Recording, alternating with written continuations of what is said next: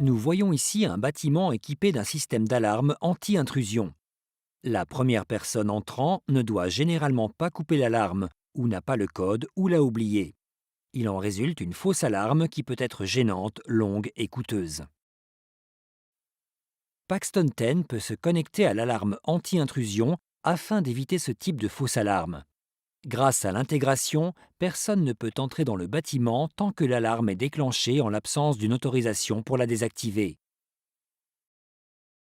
Si une personne dispose d'autorisation de désactivation d'alarme, alors lorsqu'elle présentera ses références d'identification, l'alarme s'éteindra automatiquement. La porte ne s'ouvrira pas tant que l'alarme n'a pas été confirmée comme étant coupée. Cela se produit généralement instantanément. À la fin de la journée, les utilisateurs autorisés peuvent à nouveau armer l'alarme en présentant leur référence d'identification à un lecteur spécial. Nous avons ici un système de contrôle des portes Paxton 10, deux lecteurs et un connecteur d'alarme. À l'intérieur de chaque boîte se trouve un kit de montage et quelques instructions simples. Le contrôleur de porte Paxton 10 et le lecteur de contrôle des accès sont montés d'une façon normale. Le lecteur spécial d'alarme doit être monté à un endroit spécial, près de la platine d'alarme. Il doit se trouver dans la zone sécurisée. Le connecteur d'alarme Paxton 10 doit être monté sur la centrale d'alarme anti-intrusion.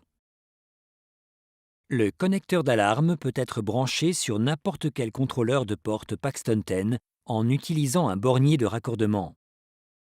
Les sorties de l'alarme anti-intrusion communiqueront la situation de service actuelle de l'alarme et si l'alarme retentit ou non au moment même. Une entrée momentanée de l'alarme anti-intrusion, souvent appelée une entrée provenant de l'interrupteur à clé, doit permettre au Paxton 10 de passer du mode activé à désactivé et réciproquement. Le lecteur spécial d'alarme peut être branché sur une entrée lecteur inutilisée sur n'importe quel contrôleur de porte se trouvant à proximité. Plusieurs connecteurs d'alarme peuvent être utilisés pour prendre en charge différentes zones d'alarme. Dans une seule zone, un seul connecteur d'alarme est requis, même si plusieurs portes sont affectées.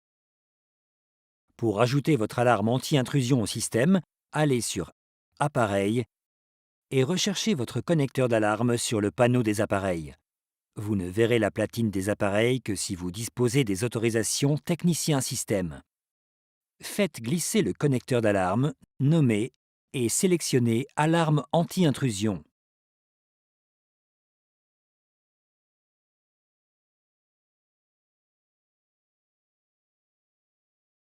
Cliquez sur la nouvelle alarme anti-intrusion et sélectionnez l'onglet Configuration. De là, vous pouvez indiquer les types d'entrée d'alarme. Vous pouvez également sélectionner toutes les portes que vous souhaitez fermer à clé lorsque l'alarme est réglée. Il s'agit normalement de toutes les portes permettant d'entrer dans le bâtiment ou la zone.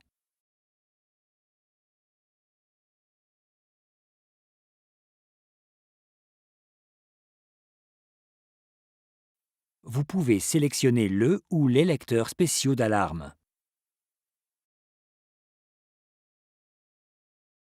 Sélectionnez les portes à partir desquelles vous souhaitez désactiver l'alarme. Il se peut par exemple que vous vouliez que l'alarme ne puisse être coupée qu'à partir d'un seul endroit.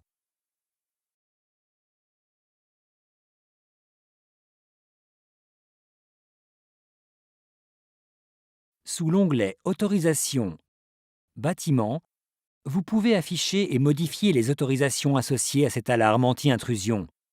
Vous trouverez de plus amples informations sur la vidéo sur les autorisations bâtiments. Plusieurs alarmes anti-intrusion peuvent être réglées pour différentes zones, bâtiments ou sites.